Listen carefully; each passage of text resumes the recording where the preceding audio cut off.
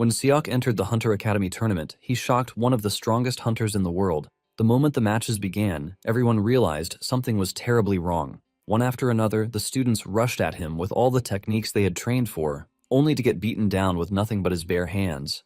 No flashy skill, no special weapon, just perfect timing and overwhelming strength. Even the officials and the guild scouts watching from above could not believe what they were seeing. And when Seok reached the final and crushed the academy's top student, the entire arena was thrown into chaos. Just when everyone thought the tournament was over, Lee Si-yoon herself stepped onto the stage. A world-ranked hunter, a monster compared to ordinary students. Unlike the others, she immediately understood that Seok was hiding something far more dangerous than brute force. Their fight pushed Seok harder than anyone else had. His body slowed down. His breathing grew heavy. Fatigue began to drag him down. And that was when Seok finally revealed the terrifying power he had kept hidden. He ignited his black flame, not to burn his enemy, but to burn the very concept of fatigue itself. In an instant, his exhausted body came back to life. His speed returned, his power rose again, and for the first time, even Lee Si-yoon was forced to realize that the man standing before her was no normal rookie. So how did this guy become so strong? It all begins with our MC, Hyun Seok, narrating how he found himself in another world, which he is requested to save. After 20 years in this new world, he finds himself going up against the boss monster alongside 3 of his colleagues, a saintess, a mage, and a knight. The boss monster commends Seok, telling him that he has put up a really good fight for someone who is known to be a hero. Seok teases him right back, saying he is not looking too good either. The boss monster can't take a joke, and this pisses him off really bad, and he lunges at Seok with a powerful slash. However, Seok blocks his attack with his spear, leaving a loud clashing sound. Meanwhile, the mage is trying to support from behind, and the boss monster threatens to tear Seok apart if he refuses to submit to him. The monster boasts that the land they are in is a kingdom forged by his teeth and claws. The two continue swinging at each other, delivering powerful attacks, but Seok soon gets tired of it all and decides that it is time to end the battle. He powers up his spear with a skill called the Paradox Flame and lands his attack on the boss. This results in a massive explosion that sends the monster flying into the distance, destroying boulders in the process. The two resume their brutal exchange of blows, making the others on the scene look like babies. Seok manages to land a hit on the monster, but it boasts about how it is nothing to him because the attack is too soft. However, Seok soon lets him know how much it can cut down his arrogance. With his spear engulfed in flames, Seok delivers a cut to the monster's body, and this time, the monster realizes how screwed he is. He crashes to the ground with the flames burning away his body. The monster commends Seok, saying he never knew there would be someone strong enough to cut him down, and Seok lets him know that he is not from their trash world. The boss doesn't believe this, as he assumes that Seok is just saying nonsense. Nonetheless, he is convinced that his body will be absorbed into the land, and one day, he will be resurrected. Suddenly, he notices that he is being erased, and Seok teases him, asking him if he finally understands the situation. Seok tells him that the black flame burning him is his special ability, which he named Paradox Flame. He mentions that, unlike normal flames that burn using oxygen, it uses abstract concepts as fuel. Seok tells the monster that he might have been able to resurrect himself countless times in the future, but the flame that is currently burning him is going to prevent him from ever doing that again because his existence is being erased. The boss monster then tries to mock Seok, telling him that he might have killed him, but he is never going to be remembered as the hero who saved the world because the people he believes to be his colleagues are just waiting for him to die in the battle. Seok replies, saying he already knows this. The saintess quickly cuts in, telling Seok that he can't believe the words of a monster. However, Seok starts with the saintess herself, saying she has been claiming that she loves him, but in reality, she despises him for being an outsider. Apparently, all of her attempts at seduction were part of the plan, so that when the time finally came to subjugate him, he would find it hard to attack her. The saintess is shocked when she realizes that Seok is actually right. Seok continues by saying he is aware that the mage and knight are just like her. It turns out that the knight has already received a national treasure from the emperor, which is a reward for after he kills Seok. Apparently, the emperor was scared that Seok was going to take his throne. As for the mage, he loves human experimentation, and he hates Seok because he opposes the slavery system. Seok tells them that he has already known all these facts for the past 5 years. The monster is shocked to hear this, and he asks Seok why he doesn't just conquer the world with his power. Seok reveals that he has no interest in doing this because he just wants to return home. Apparently 20 years ago, in the year 2005, Seok was an ordinary 20-year-old office worker until he was transported into this world by a goddess. The goddess tells Seok that he is being transported into this world to save it. By the time Seok arrived in this world, he realized that it was a hellhole. Seok tried everything he could to return home, but the goddess tells him that he has to defeat the monsters and save the world. Since there was only one way to get back to Earth, Seok started training to fight against monsters. Narrating just how messed up this world was, he once rescued a child from the battlefront. But the soldiers won't let him into the village. They tell him to let the boy die because it appears that he is about to. This turned out to be a damned world that would choose to abandon the wounded rather than rescue them.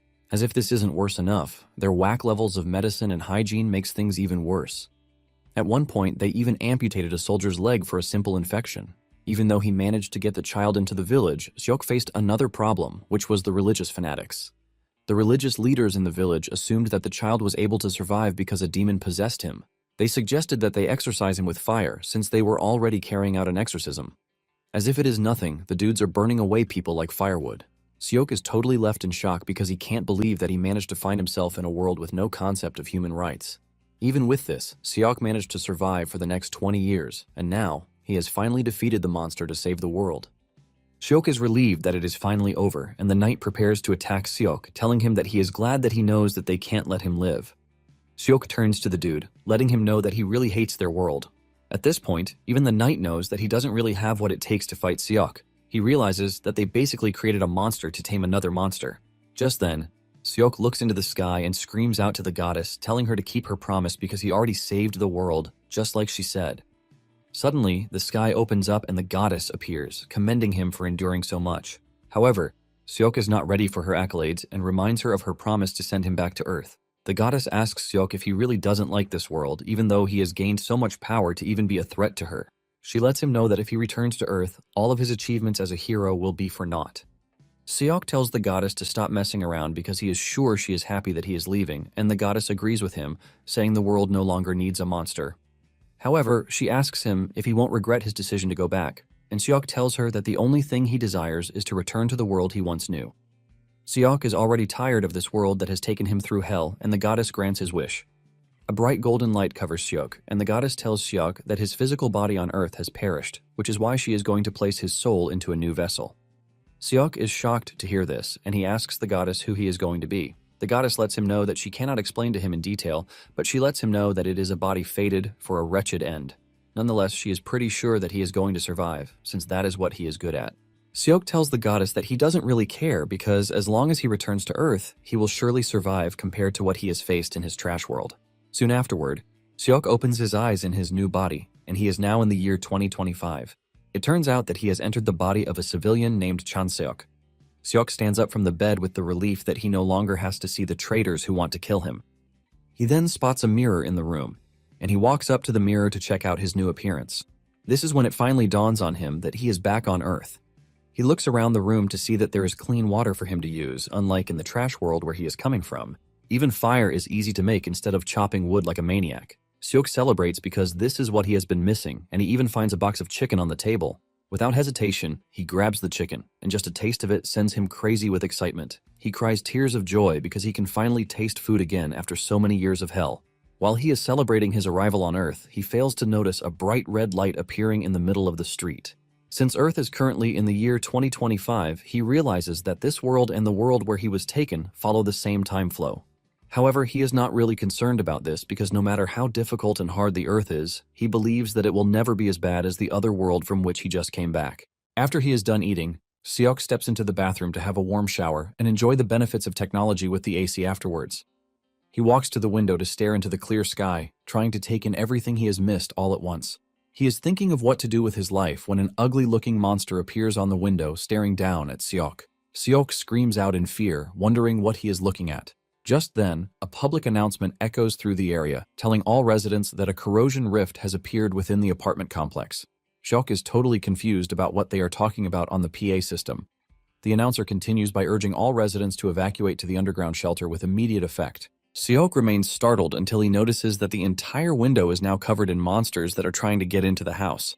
Seok snaps into reality when the window breaks, and the monsters make their way into the building. Seok makes a run for it, while wondering what the monsters are as they chase after him. Seok's smartness saves him as he leaps through a window and hides on the ledge to wait for the monsters to pass by. Once they are gone, he climbs back and heaves a sigh of relief that he has finally lost the monsters.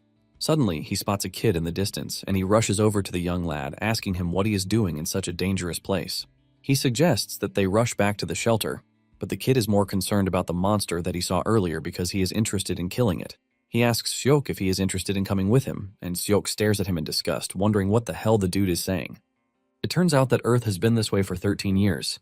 Since the kid is refusing to go to the shelter, Seok has no choice but to follow him, and he ends up tagging along with the kid. The kid then explains to him that a corrosion rift is an opening where monsters come out from, and no one knows why they form or when and where they will appear. After hearing this, Seok starts to think about how he went through hell in the other world just to return to Earth to find it in a horrible state too. The kid is surprised that he has to explain things to Seok, and he asks him why he doesn't know. Seok lies that he was living in America, but this only stirs up another controversy since people can't cross over from the US to Korea. The kid stares at Seok in such a confusing way because he has no idea what he is even talking about. Seok manages to change the topic of discussion away from himself, and he asks the kid about the hunter he said he likes. The kid replies that her name is Lee Seun. The boy mentions that Seun is in the Janabi Guild, and she is ranked 10th on Earth. Apparently, her main weapon is a greatsword, and she is currently in Chaerwon dealing with a corrosion rift. With the way the boy is spilling everything he knows about Seun, Seok can only heave a sigh of relief that he was able to change the topic away from himself. However, he still can't wrap his head around the fact that there is a normal human fighting a monster just like the other world he came from. The dude is still counting out everything Seok needs to know when Seok suddenly covers his mouth, telling him to stop yapping. They take a peek around the corner to see 5 monsters in the distance. However, Seok is able to figure out that there is one monster hiding, which makes them 6 in total. Seok is thankful that the body he found himself in has some level of physical strength. Since he is used to fighting multiple enemies, Seok thinks to himself that taking on the monsters is not going to be an issue. However, the problem is the kid with him, and just when he turns around to look at the dude, he is already shaking. Seok cannot believe that all of his determination to kill monsters has disappeared after coming face to face with one. Seok remains confused about what to do, since he has no weapon with him, but suddenly, he notices the presence of mana in the air. The moment he confirms that it is the same as in the other world, Seok decides to attack the monsters. He steps out of his hiding place and hits one of them with the Paradox Flame. Seok is thankful that he can still have the skill that was engraved in his soul in the other world. Even though the firepower is not as he expects, he believes that it is more than enough for what he wants to do. The monster's head burns off in agonizing pain, and the kid commends Seok, telling him that what he did was amazing. He immediately addresses Seok as his master, saying he has a unique skill, and Seok figures out that rare techniques are considered unique on Earth. The monster is still burning down when the dude decides that he needs to confirm the kill. He rushes over to where the flame is still active, while Seok tries to warn him not to get near the flames until the target is dead. Just as he is about to get hurt, Seok steps in like Superman, blocking the flames with his own hands, getting injured in the process. Seok urges the kid to stop watching things online because reality is apparently different from movies. Seok then borrows the staff that he is holding, using it to cut down the monsters lunging toward them. Seok does this so efficiently as if he is using a real sword, leaving the boy totally amazed by what he is watching. He commends Seok, asking him if he is a secret hunter.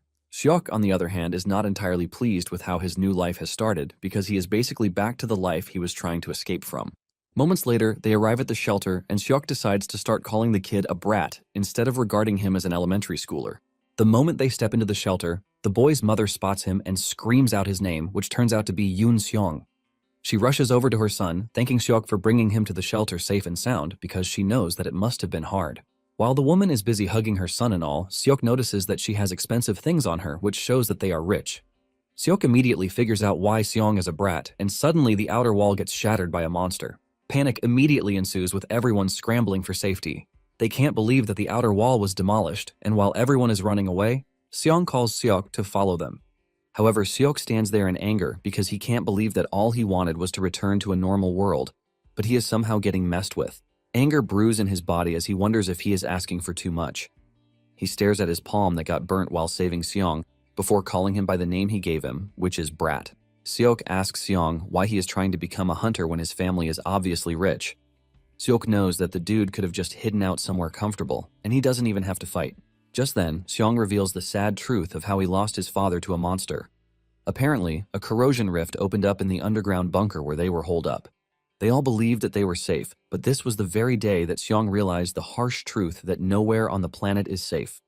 Seong says he might not be strong yet, but he plans to become the strongest hunter to get rid of all the corrosion rifts so he can save the world.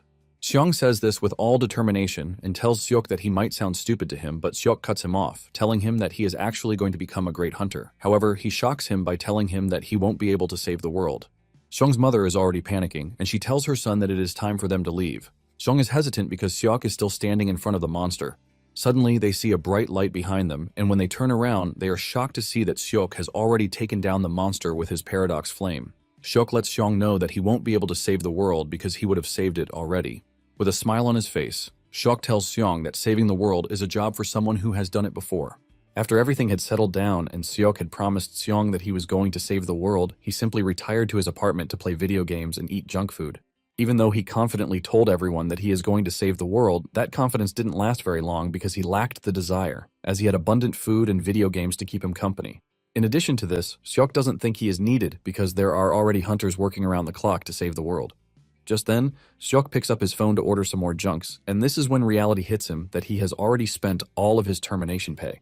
It turns out that the original owner of the body was an employee at a logistics company, but he lost his job when the company went bankrupt due to a corrosion rift. It then dawns on him that he has to find a job now that he has run out of money. He has already tried to get a job, but this is hard because there is no availability of normal jobs, thanks to the constant appearance of corrosion rifts. In fact, most companies are already going out of business, leaving Seok totally confused about what to do. He's lying on his bed in frustration when a notification pops up on his phone about hunter recruitment. Since he already has experience in this line of work, Seok heads to the Hunter Association. Upon entering the building, he finds plenty of other people who are there with the aim of becoming hunters. Seok hears two guys talking about how the selection process is nothing but a formality because what one needs to do in recent times to be selected is to show a unique skill. Everything seems to be going on normally when the legendary Seon shows up in the building, ultimately causing chaos among the aspirants. The candidates are all happy to see her because they already thought she wouldn't be available since she went to Cheorwan to subjugate a corrosion rift. The candidates conclude that the Janabi squad must have sent Seon out personally to scout for the best among the candidates, but this begs the question of who they are there for. It turns out that it is a candidate named Han Sanga who is an academy graduate and her awakened ability is electrokinesis. When Seon reads her file, she teases Sanga about her power, asking if she can charge batteries. Her assistant quickly reminds her that the girl is a hunter, not a power generator. He tells her that there are rumors that Sanga is skilled with her ability, which means she's going to be pretty useful. Seon's other assistant cuts in, saying hunting in corrosion rifts is real combat, and even though the candidates excel at the academy, there are many cases where they don't achieve great results in actual combat.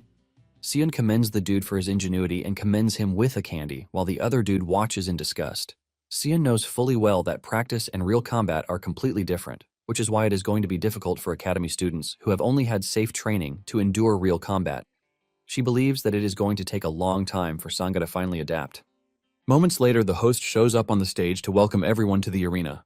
He tells them that the first match is about to begin, and Seon hopes that Sanga will raise her value enough to convince her. The host then tells everyone that the first candidate is an interesting one because he is a civilian who is not even from the Hunter Academy, which is quite unusual.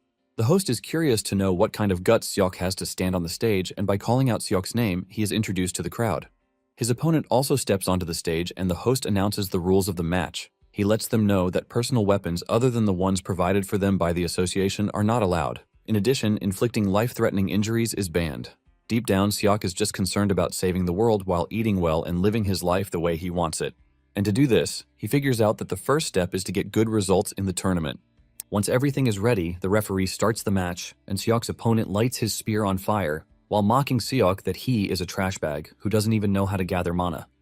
The dude hasn't even done anything, but he mocks Seok, telling him to consider his loss an honor. He dashes towards Seok while boasting that he is the undefeated spearmaster of the Hunter Academy. Just then, the dude suddenly notices that he can't see where Seok is. Before he knows what is happening, Seok appears beside him and he punches him in the tummy, sending a wave of pain through his body. Seok doesn't stop there as he delivers an uppercut to the dude's head to knock him down. The dude crashes to his knees in pain while missing a few teeth. Seok is surprised that the dude is already down on the ground when he was even holding back because he didn't want to hurt the guy. Seok just assumes that the dude is a beginner, which is why he is weak, because he doesn't want to believe that this is just how weak hunters are. Meanwhile, Seon saw what Seok did, and she was blown away. She immediately whips out her tablet to conduct a background check on Seok. She finds out that he was just a regular guy working at a logistics company, and he doesn't even have mana in his body. One of Seon's assistants says Seok's punch might have been luck, but Seon gives him trash candy, which is basically telling him to shut his mouth. Seon lets them know that Seok is intentionally not accumulating mana. Back in the arena, Seok decides to end the fight once and for all because he needs to show that he is competent. Seok then goes after his opponent and the dude almost craps his pants when he sees Seok coming for him. Seok assures him that it is not going to be a fatal wound, so he doesn't have to worry. Even though he promised to go easy on the dude, Seok ends up knocking him out cold, ultimately getting the first win of the day. This leaves every official in shock, and Seon notices that the other guilds are already contemplating what to do. However, Seon plans to make her move ahead of them so she can see what Seok is really made of. Seon stands up to leave, and when her colleagues ask her where she is going, she reveals that she has to go and see the association president. As the competition proceeds, Seok continues to take down his opponents relatively easily. Seok is disappointed at just how weak the supposedly new hunters are. He is not even using weapons against them, as he is busy beating them up with his bare fists. Seok is ultimately disappointed in whatever it is they are teaching them in the Hunter Academy because he hasn't even fought a single competent candidate. Soon afterward, Seok makes his way to the final, where he is going to go up against Sanga.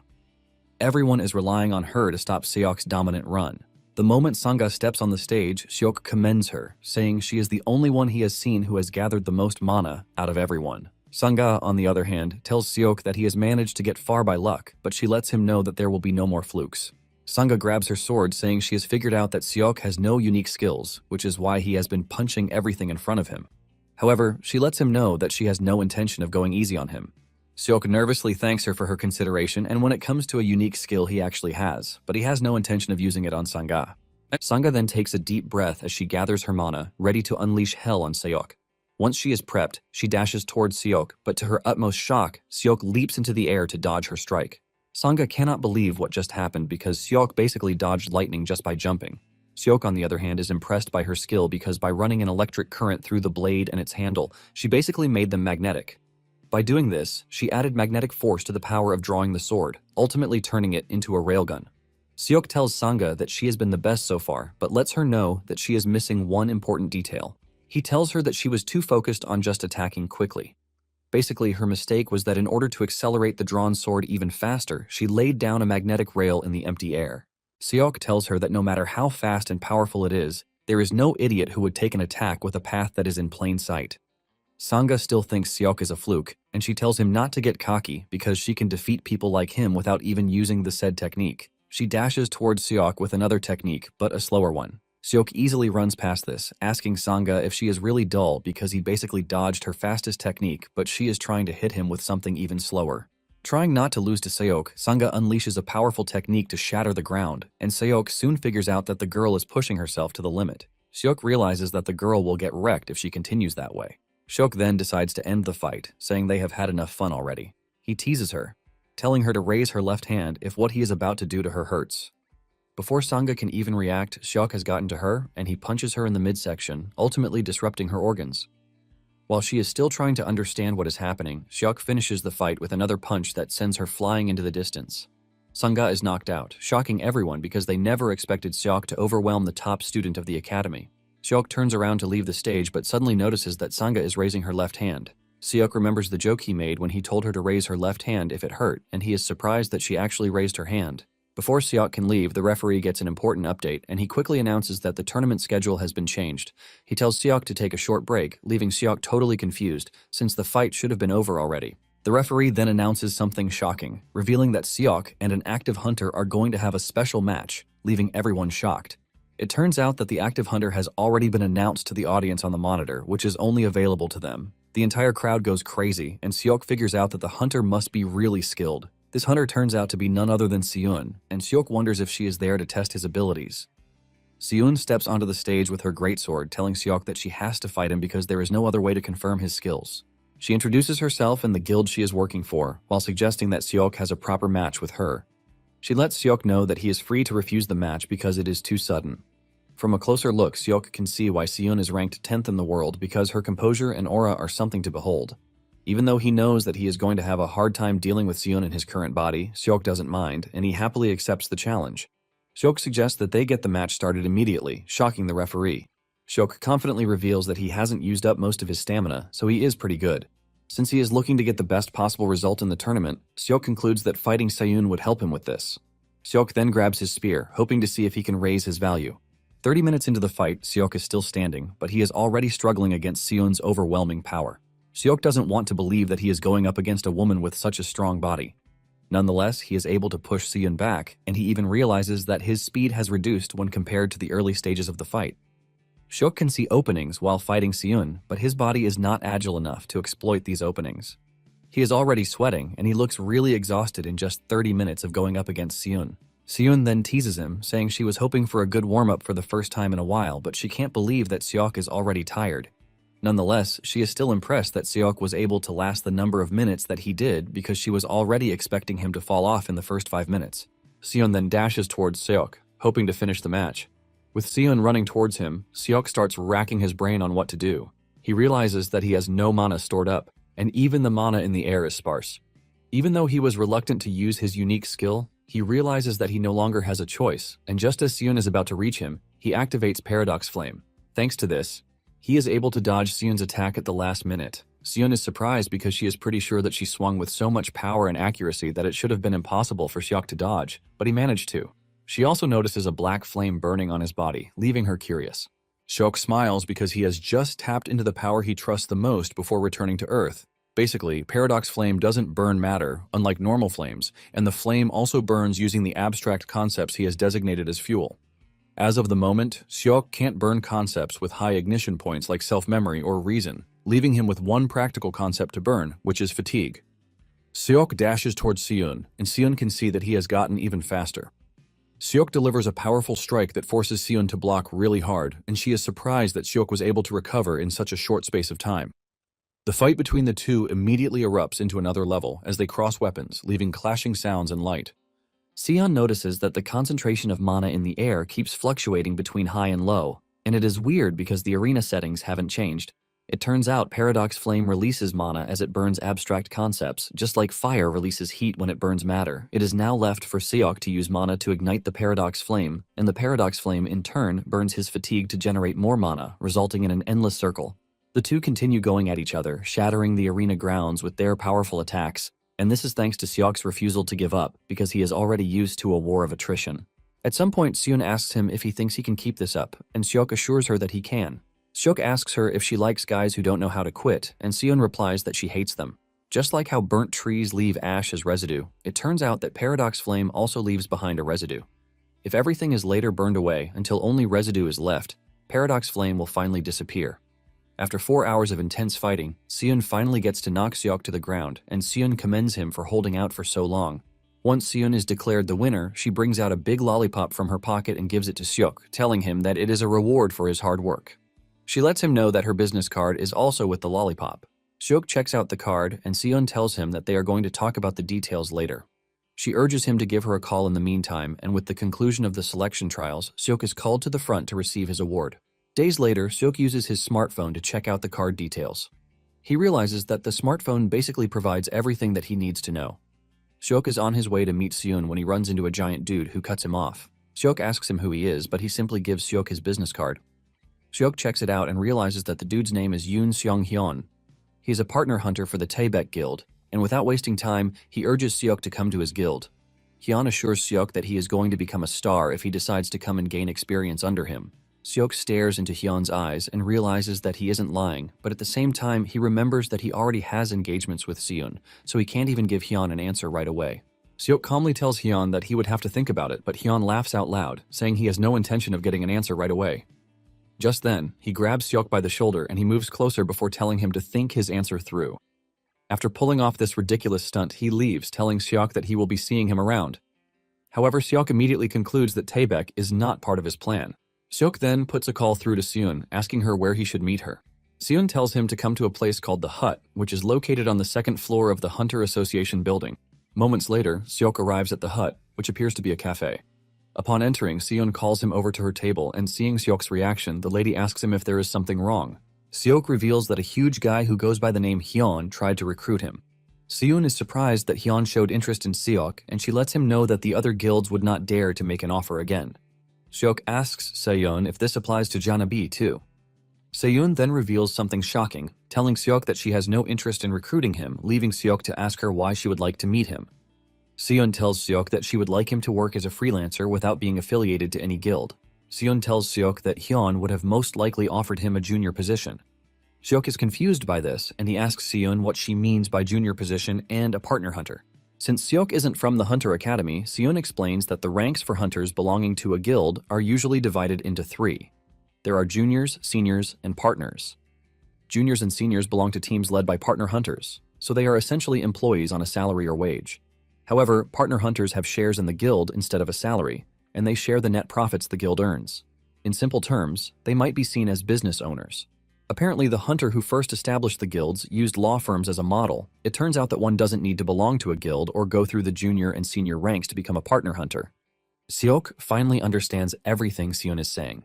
Basically, if he becomes famous and achieves incredible results, the big guilds will automatically come running after him. Seon confirms this, and she happily gives Seok a candy, leaving the dude wondering why her weird ass is giving him candy. Seok then reminds Seon that he has no connections or anything, so it is going to be hard for him to get proper requests.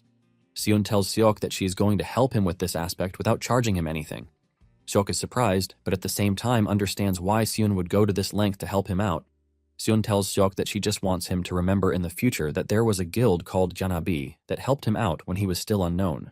In simple terms, Seon is helping Seok, so he can owe her. Seon then gives Seok an envelope telling him that it is his choice to carry out the mission in it or not. Seok asks her what it is, and she reveals that it is a request from Incheon City. Apparently, there is a place called Gyeodongo Island where a corrosion zone formed 2 years ago after a failed attempt to eliminate a corrosion rift. Seok asks if it is his job to get rid of the rift, but Seon tells him that his job is to patrol the island, and if any additional corrosion rifts appear, he is to take care of them. The mission is going to start in a month's time, and Seok is getting paid $5 million up front with an additional $15 million if the mission is successful.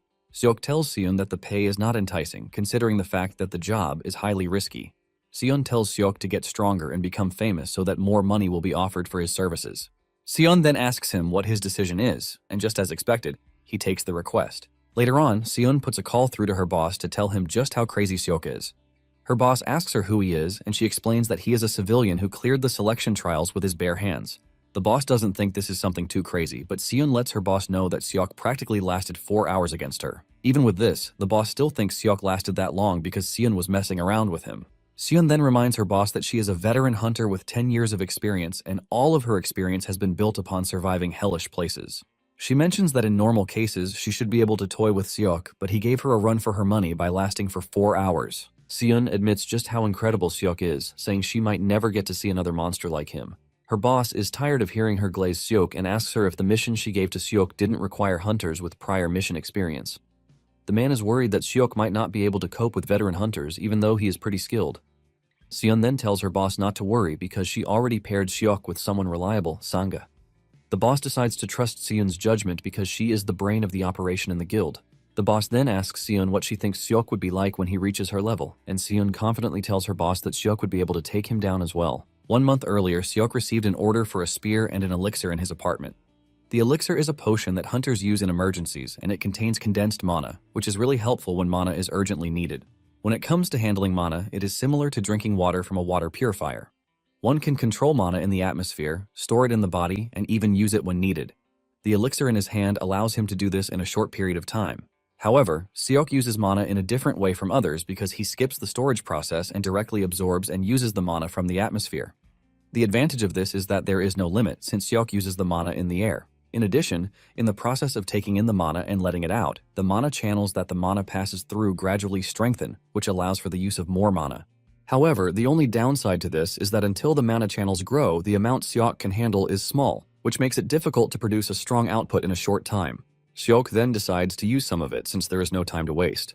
He is convinced that he would have gotten better with his new body by the time he trains it for a month.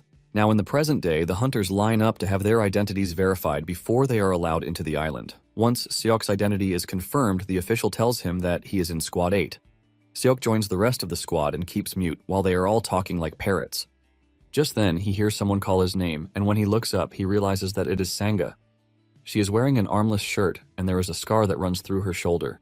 It turns out that they are in the same squad, and Sanga suggests that they work together on the mission. Seok asks her why he should agree to work with her, and she reminds him that he is stronger than her. Because of this, she believes that she can learn from Seok, and Seok teases her, saying his shoulder is about to fall off from excessive blushing. Sanga's inability to take a joke comes in again as she asks Seok if his shoulders dislocate often. Seok remembers just the same way she literally raised her hand during their match, which shows just how much she lacks a sense of humor. Moments later, the squad is called together and the official briefs them on the mission objective. Since they have new hunters among them, which is clearly Seok, he mentions that corrosion rifts are classified as Class 1, Class 2, Class 3, and unclassified. The closer a rift is to Class 1, the more dangerous it is. He adds that the first corrosion rift to appear in a specific area is given the additional name, Alpha. It turns out that the current location of the Alpha corrosion rift on the island is the church in the northern part. However, he lets them know that the corrosion is still an unclassified one. Since corrosion gets stronger over time, the official urges them not to go near the rift. He tells them that their mission is to patrol the area to identify and eliminate any additional corrosion rifts that may have appeared. A yellowhead in the squad is surprised that they are embarking on an elimination mission with a rookie among them. Before Seok knows it, he realizes that the entire squad is acting weird toward him because he is a supposed newbie. Before they leave, they are informed that the offshore control room is active and they can contact them if they need help. With this, the hunters are sent off with a stroke of good luck. Upon arriving at the island, the seasoned hunters start to make a plan, but Seok cuts in, suggesting that they set up a base at Hwagisa Temple so that they can operate from there. He shows them where the temple is on the map, but the seasoned hunters can't believe that they are being given instructions by a freaking rookie. In addition, they want to know why he is going to the temple, and Seok explains that from the temple, one can see their target area. In addition, they get to see the entire region directly from the peak. He mentions that the old temple building is also available, so they can just use this for lodging, which is basically the obvious thing that they have to do. The seasoned hunters immediately start screaming at him, telling him that there are several other places that they can stay. One even asks him what they are supposed to do when they are surrounded after needlessly climbing a mountain. Seok reminds them that they are not fighting thousands of enemies, so there is no way they are going to get surrounded. Even though Seok is trying to convince them, the hunters let him know that they have no reason to follow his orders, since he is seriously inexperienced. Seok is left in shock that there are also idiots back on Earth, just like in the other world. Since they have no interest in following him, Seok suggests that they go their separate ways. Seok makes his move and dashes toward the temple with Sanga following him. Surprisingly, the yellowhead from earlier is also following them, leaving Seok to wonder why the dude is following them. Seok calls the dude's name, which is Kim Minjae, asking him why he is following them. Minjae boasts about how he is following them to keep an eye on them because they are rookies. Seok thanks Minjae for his consideration, because he is surprised that there is at least one decent person on the squad. Suddenly, Seok comes to a complete halt, telling the other two to also stop. He tells them to be quiet, and he urges Minjae to take a peek behind the cover. To his surprise, there are monsters in the pathway, and he immediately suggests that they take another path because there are at least 50 monsters in front of them. Seok then asks Minjae what his unique skill is. This question baffles Minjae because he doesn't want to believe that Seok is planning to fight the monsters. Seok asks him if it is not the normal thing for a hunter to fight a monster, and he repeats the question, asking him about his unique skill. Minjae replies that it is flames, and he asks him what skill he is most confident in, to which Minjae reveals that it is fireball. Seok is glad to hear this, and he tells Minjae that he is going to attack the monsters on his signal. Minjae protests against this, saying the whole thing is reckless because there are just 3 of them and they have to go up against 50 of them. He adds that it is their first mission and the right thing to do is to radio the other hunters when they still have the chance to do so. Seok subtly replies that the hunters won't arrive on time because, unlike them, who departed directly from Hwagisa Temple, the other hunters are currently searching along the coast. Seok mentions that it is reckless to call in the other hunters because there is no guarantee that the hunters who hear the radio will even show up. In addition, the monsters can become a threat to the other hunters if they scatter while they wait. Deep down, Minjae knows that Seok is right, because the other hunters might not come immediately because they already had a conflict earlier that day. Seok lets him know that the only option is to deal with the monsters themselves. Even though the situation appears to be disadvantageous, Seok tells them that what they need to do is land a surprise attack. Since they are running out of time, Seok starts to draw out the plan in the sand. He tells Minjae that he will be the first to attack the center with a fireball while he blocks the sides. From the plan Seok is making, Minjae is completely blown away because he can't believe Seok is anticipating every scenario, as if he is already used to things like this. Once Seok is done explaining, Minjae swings into action, and he hits the monsters with a fireball. This leaves a big explosion, consuming the monsters that are hit. Minjae pulls back, saying it is going to take time before he can use another fireball. Seok steps up to continue the attack, and he tells Minjae to shoot another fireball as soon as it is ready. Minjae acknowledges the order, and Seok takes on the enemies, unaffected by the fire, cutting them down like butter. Since Seok is one who prefers efficiency on a mission, he has always believed in dividing roles. He plans to take on the monsters until the next fireball is ready, but he knows for sure that he can't block all of them by himself. This is basically why it is important that they divide roles. Any monster that misses Seok's strike gets taken down by Sanga, who is standing behind. Moments later, Minja tells Seok that he is ready to shoot another fireball, and Seok immediately gets out of the way, giving Minja the chance to land another devastating blow on the enemies. In no time, they have cleared out the enemies, and Seok is still complimenting them for a job well done when Minja pulls out a gun, shocking Seok. Before they can suffer a heart attack, Minja urges them to step aside, and Seok heaves a sigh of relief because he already thought Minja was about to shoot his arse. Seok then implants a microchip into a dead monster, revealing that once the mission is over and the area is secured, the junk dealer he has a contract with will come and collect the bodies. Seok has no idea what the dude means by junk dealer, and Minya reveals that it is hard for them to recover the byproducts from the corpses themselves because they are obviously heavy. Tagging them with chips gives the junk dealers the right to come over after the mission is over to collect anything that is valuable. Once they have collected everything, they appraise the items, sell them, and then split the profits. The junk dealers take their commission based on the contract, and the rest goes back to the hunter who implanted the chip. Seok asks Minja if he can trust the junk dealers, and he replies that this is why it is important to find a good junk dealer to sign a contract with. Minja then commends Seok, telling him that he was amazing because he never expected that the three of them could take on the 50 monsters. Suddenly, Seok's tingling senses tell him that something is wrong. Without hesitation, he grabs Minja and dives forward to dodge a surprise attack from a giant monster that has been stalking them. Fortunately, Minji escapes unhurt, leaving him to ask what just attacked them. Seok takes a closer look at the monster and mentions that it is some kind of mid-level boss. Seok is taken aback by the arrival of the monster, leaving him to wonder if the monster is the boss of the other monsters that they just defeated. Seok can also see that it is no joke because the amount of mana it is giving off is on a completely different level from the ones they just fought. Without hesitation, he tells the two to stay back while he handles the monster. Minja and Sanga believe that they are supposed to help by using a pincer movement, but Seok screams at them to get back, or else they want to go home in a body bag.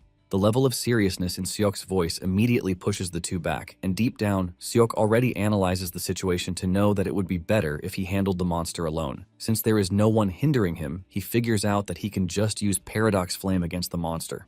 Once Seok is ready, he taunts the monster, telling it to come at him. Moments later, Minja asks Sanga if they are not going to help Seok because he looks like he is in trouble. Sanga lets him know that there is no need for this because it might look like Seok is in trouble, but he hasn't been hit even once since the fight started. In addition to this, the attacks that Seok is dodging easily are something she would have struggled against. Seok is basically dodging and attacking at the same time. Sanga also notices that anytime Seok's spear lands an attack, a black flame appears each time, leaving Sanga to wonder what it is. The more the flame output is, the slower the monster gets. In the beginning, it appeared that Seok was struggling, but it turns out that he is basically toying with the monster. Sanga is totally blown away because she doesn't want to believe that Seok is a rookie hunter like her. After Seok is done toying with the monster, he does something surprising by throwing his spear into the air while the monster dashes toward him at full speed. Sanga freaks out, believing that the monster is going to strike him down, but just as the monster is about to reach Seok, it gets crushed by the spear falling from above. Seok didn't even flinch, showing just how confident he is in his skills. He commends the monster because it could still move even though it had burned all of its strength. Seok then decides that it is time to finish off the monster. Minja is completely overwhelmed by what he just witnessed because there is no way in hell Seok easily took down such a heavy monster. After Seok is done taking down the monster, he asks Minja if it is normal for a monster of that strength to appear on the island. Minja lets him know that he was also wondering the same thing because the monster is not even the core of the corrosion rift. Minja says it could have been possible given they were taken on a rift that was at least grade 3. This is when it dawned on Seok that during the mission briefing he heard that the Alpha Corrosion Rift was unclassified. Since this is the case, Seok lets the two know that the Alpha Corrosion Rift on the island has gone up to grade 3. Sanga doesn't want to believe this because the briefing said otherwise, but Seok urges her to think about it rationally. He tells her that there is no way to explain the situation if the corrosion is not grade 3. Minja freaks out when he hears this because the difference between an unclassified rift and grade 3 is like night and day. Minja reveals that if this is true, the hunters are at risk and they might not even make it back alive. Minja immediately suggests that they go save the other hunters because with Seok's skill, they have a chance. However, Seok immediately rejects the offer, saying he is not interested. Minja asks him why he is rejecting the request, and he reveals that there is no way he is going to save all the hunters on the island by himself. He reminds Minja that he is human and he has his limits too. He reminds the two that their mission isn't to save hunters in danger, but to identify and eliminate any new corrosion rifts that have appeared. In addition, he lets them know that it is obvious that not everyone will survive, which is part of the job memo. Sangha then asks Seok what he is going to do if he is in the hunter's situation. Seok doesn't understand where she is coming from, and she tells him that he would have begged to be saved, and with a stern voice, Seok lets them know that he is not refusing this because he doesn't understand human emotions. He lets them know that he is only talking about the outcome because in this world, there are deaths that are unavoidable. He tells them that once faced with deaths like this, it is normal for one to just die. Seok urges them not to operate with emotions because they are not going to survive in a cruel world with their kind of mindset. Later that night, they make it to the temple, and after searching through the temple, Seok tells the two that the building is safe. Minya then says it is a good thing that they can see the other hunters' locations because of their lights. However, Seok is not entirely in support of this because using lights is a clear invitation for the enemy. He knows that the monsters will be able to handle regular monsters, but he is worried that a stronger monster, just like before, might appear again. Seok then decides to send out a warning, telling the hunters that there is a possibility that the rift has become a grade 3.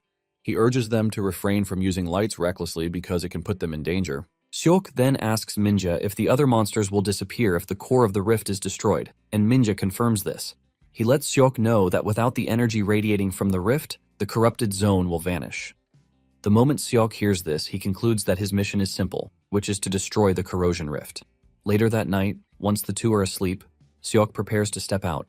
Before leaving, he drops an alarm device that would go off if a monster approaches, and Seok believes that he should be able to go and come back without worrying about them. As he cuts through the forest, Seok is glad that he confirmed the location of the Alpha Corrosion Rift during the briefing. Seok believes that things would work out easily, but he ends up jinxing it, as he runs into another boss-level monster, which looks even scarier than the one he fought earlier. Earlier, in the Hunter Association Situation Room, they are freaking out because they have lost the signals of some hunters from Team 5, and they are presumed to be dead. As if this isn't enough, there are reports that the monsters are moving in an organized fashion, and there is already a confirmed casualty in Team 3. The team leader screams out in frustration, wondering what the problem is because the fighters are supposed to be investigating an unclassified corrosion rift. In panic, the team leader declares an emergency, telling the higher-ups that they are going to need reinforcements. He demands that they activate the emergency contact network and send out an urgent request for cooperation to all hunters in the vicinity. They are in the process of this when he is informed that someone is approaching the Alpha Corrosion Rift. The team leader freaks out when he hears this, and he tells his subordinates to contact whoever it is and tell them to stop. One of the officials gets the report that the hunter heading toward the Alpha Corrosion is Seok from Team 8. The team leader orders that they connect to Seok's terminal to immediately confirm that he is alive. The team leader is surprised that Seok is the first to understand the situation because a rift upgrade is an unprecedented event. He figures out that since Seok is the only one heading to the Alpha Corrosion, it basically shows that he is the only one with an answer. By the time they finally contact Seok, he is already engaging the terrifying beast he ran into. Seok screams at those in the control room, telling them that they are crazy for not thoroughly carrying out an investigation to confirm if the rift is truly an unclassified corrosion. Seok makes sure to call them all sorts of names, leaving the officials to consider muting him. While running from the beast, Seok figures out that his Paradox Flame doesn't have what it takes to defeat the beast. This means he has to reduce the beast's health with Paradox Flame and then finish it off with his spear. However, Seok is facing a problem because he has already drawn too much mana from the island when facing the mid-level boss from earlier. This has left his Paradox Flame a bit weak, and since he can't leave the island, Seok decides to find a place where he can draw mana. After some minutes of running around, he finally finds what he has been looking for, which is the Alpha Rift. Without hesitation, Seok dives into the rift while taunting the beast, telling it to keep up because there is something he needs to confirm. Back in the Situation Room, they are shocked when Seok's GPS signal suddenly vanishes, and they figure out that he has entered the Alpha Corrosion Rift. Once he is in the rift, Seok expresses his surprise at how clean the rift is. In addition, it is quite big, and Seok wonders just how big the Grade 1 and Grade 2 rifts are going to be if the unclassified one is this big. Just then, the boss monster shows up on the scene, and Seok figures out that it is time to end their battle. Seok has always had one issue with Paradox Flame, and this is the fact that it spreads to every living being except him. The flame is capable of taking out an ally, and sometimes it even reaches a level that he can no longer control. This is the only disadvantage that the skill has, but if he is fighting alone, it is not much of a disadvantage because he gets to fight whichever way he wants. Seok swings his weapon at the monster, unleashing a big wave of flame on it, while also absorbing mana into every corner of his body. This widens his mana pathways, making him even stronger, and a deep breath of this shows Seok what he has been missing so far. Just then, the monster screams out, and Seok immediately figures out what it is up to. In no time, other monsters show up on the scene, and Seok is not surprised because he knows the monster was calling for backup with its annoying scream. However, Seok tells the boss monster that a game of numbers is useless. Seok creates a barrier of flames around himself, wiping out the monsters while telling them that he is already stronger than before, even though he is not as strong as he was in the other world. According to Minya, the core of the rift will be the strongest monster in the rift. Suddenly, Seok gets attacked from behind by a monster that can talk, but he manages to dodge the attack. By the time he looks back, he sees an ugly monster staring at him. Seok is surprised that the monster is a smart one because it can talk and even waits till his paradox flame burns out before showing itself. With a closer look, he realizes that the monster standing in front of him is the core of the rift. With the current level of power he has, Seok believes that a 4-hit combo is possible for him, and without hesitation, he makes his move. He throws his spear at the monster, but it blocks it with his spear. However, the force from the spear keeps pressing down on the sword, and Seok activates a skill called Dual Orbit Spear.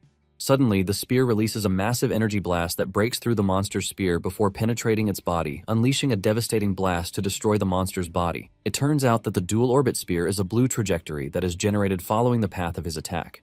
This trajectory mimics the first strike, but repeats it 4 times. It is basically a technique that repeats 4 consecutive attacks, and if the blue trajectory attacks a bit late, it completes a tricky 2-part spear round that is absolutely difficult to dodge. At this point, the monster is already leaping towards Seok, ready to strike him down. However, this turns out to be its mistake, as the spear closes in at the right time. Seok grabs the spear, delivering a powerful strike to cut the monster before unleashing the final strike that shatters the enemy's body. Surprisingly, after defeating the monster, it just doesn't disappear, as Seok is given a box. Meanwhile, those in the control room were still freaking out, and they believed that it was over because the monsters kept spreading. The team watches in horror, saying only a miracle can save them because all of the hunters are going to be wiped out, since they have denied his request for reinforcement. Suddenly, the team leader is informed that Seok, who entered the rift, just sent a message. The team leader demands to know the details of the mission, and they display it on the main screen. To their surprise, Seok informs them that the alpha corrosion has been taken care of. Just as Seok said, they started to get signals that the rift had disappeared, and all monsters had started to disappear. The team leader is dumbfounded when he hears this because it is nothing but a miracle just as he prayed for, but he wonders how Seok did it. Moments earlier, Sangha and Minjae had found themselves surrounded by a horde of monsters. With Seok nowhere to be found, Minjae asks Sangha if there is a chance that they are even going to make it out alive. Sangha realizes that the dude is already at his limit, and even she doesn't know how long she can hold on either. One of the monsters lunges at them, and Sangha prepares to engage, but realizes a grim truth. She realizes that she is already at her limit, and her legs won't even move. Sangha closes her eyes as she waits for death to come. In a surprising turn of events, Seok defeated the core at that very moment and the monsters started to disappear. Later on, Seok arrives at the Island Hunter assembly point and realizes that there are a lot of injured people. He figures out that the corrosion creatures went on a rampage while he was gone. The other hunters who were not ready to work with Seok before already got the news that he was the one who took down the rift by himself. They are all shocked and in disbelief because a grade 3 rift is not something a rookie can just take on. Seok soon finds his teammates and Minjae expresses his shock that Seok took on the rift all by himself. Seok then tells Minjae that his heart wanted to do the right thing. Seok had already decided that he was going to play the good guy since things had gone well already. They are still discussing this when an official shows up telling Seok that he is Bayon Jongtae and that he is from the Korea Operating Corporation. Apparently, he is the 3rd branch manager for the Northern Incheon province. Bayon tells Seok that the mayor would like to see him. Moments later, Seok arrives at the mayor's office under heavy rain, but Seok doesn't really mind because he is looking to renegotiate his reward. Upon arriving at the building, he is welcomed by Lee Piljae, the communications and liaison officer. On their way to the mayor's office, Piljae lets Seok know that the mayor has been looking forward to the meeting, revealing that he was shocked when he received the report from the island. It turns out that the mayor canceled all of his schedule after getting the report, and Seok teases him, saying he shouldn't have done that because he didn't even do anything impressive. Piljae tells Seok not to say that because a rookie hunter destroying a grade 3 corrosion rift single-handedly hasn't happened since the time when the very first hunter was still active. Seok is surprised that there was someone who had done it before, and he believes that the dude should be the real deal. Not long after this, they arrive at the mayor's office. The mayor, Park Geon, welcomes Seok while also apologizing for calling him out in such awful weather. Geon then tells Seok to have a seat while ordering Piljae to get them coffee. Once they are alone, Geon commends him, telling him that he has done a great service for the country. He admits that the island was a pain in the neck to deal with because their budget was limited, so hiring an expensive guild was difficult. Seok replies that he is pretty sure the man is happy that the issue has been resolved, since he was able to take care of it at a relatively low cost. Geon confirms this while asking Seok if it is true that it is his first mission, and Seok says yes. The mayor gets up on his feet in excitement, saying he is proud of Seok because his first steps were in Incheon. He starts talking about how Korea is the safest country in the world, leaving Seok to wonder what is suddenly wrong with the dude. The mayor continues by saying Incheon is one of the key places in the country because it is a trade center. In addition to this, the Free Economic Zone project is attracting foreigners who want to invest. In fact, there have been so many that it is hard to pick one. The mayor tells Seok that there are massive funds coming through Incheon's international cities. The mayor then tells Seok that he is going to provide all the assistance he can to make life easy for Seok as a hunter. On their way to the mayor's office, Bayon had asked Seok what his purpose was for being a hunter. Seok makes an analogy, saying someone has to always be there to clean the clogged toilet. Upon hearing this, Bayon tells Seok that he is pretty sure he will become famous and extremely popular. He also knows that companies will start begging him to shoot commercials for them, and he might even get scouted for famous TV shows. Seok realizes that Bayon is worried that he would change because of fame, and Bayon confirms this. Bayon says there are many cases of promising hunters who become intoxicated with popularity and honor, causing them to lose sight of their duty. He says this is not shocking because it is natural. He adds that the only safe place is Korea, and it is called the last sanctuary left on Earth. Bayon lets him know that what he has accomplished is incredible, which means many people will be watching him with interest. Bayon tells Seok that he wishes he would continue to be a symbol of hope. Now that Seok is in the mayor's office, Seok realizes that the mayor is basically laying out everything without even going through the corner. However, he knows the mayor will soon learn that he is not someone who is easily swayed by things like this. Seok has lived for so long, suffered many countless hardships, making all of these nothing to him. Seok then asks the mayor if there is something he wants from him, since there is no way he is going to support him for free. Seok goes on the offensive, telling the mayor that he is pretty sure he is looking to buff up his approval ratings for re-election. The mayor is surprised at how well-informed Seok is, and Seok mentions that someone can find everything on their phone. The mayor is stunned by just how much Seok knows, and he asks him if he didn't actually need approval from the city hall. It turns out that the mayor is actually right because he needs the mayor's permission to participate in missions since he is a rookie. Seok realizes that if the mayor frames it well, he could say Seok was a talent he discovered in Incheon. The mayor then tells Seok that he has always maintained relationships with many overseas and domestic companies. He taps on the coffee pack on the table, saying the model shooting the commercial for the coffee brand would soon have her contract run out. He believes that they are supposed to replace her face with Seok's face. He is about to continue with his bullshit when Seok drops the coffee cup, asking the mayor if he takes him for someone cheap. The mayor is confused by this, and Seok mentions that by the way things are going in the world, it appears that the world needs someone who can change the dreary atmosphere. He lets the mayor know that if he continues working as a hunter, it means he can get everything the mayor is promising him really easily. Seok gets up to leave, while the mayor tries to convince him, saying he can provide him with safe and high-paying commissions. Seok walks off, saying his offers are trash, and he can hand them over to his coffee mix model. Meanwhile, a strange man is seen receiving a report about how their test on the island was a failure, thanks to Seok's intervention. They are able to get a clip from his selection trials match, and the strange man gets curious about the black flame around his body. Since the start of the rankings, it turns out that the first of every month is when rankings are always updated, and the whole nation is always looking forward to this.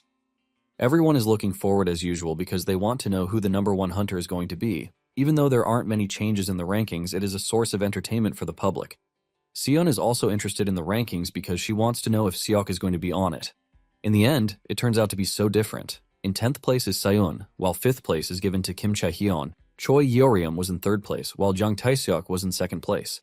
And as for the 1st place, it turns out to be none other than Seok. This ultimately earned him a big press conference where he is expected to answer questions.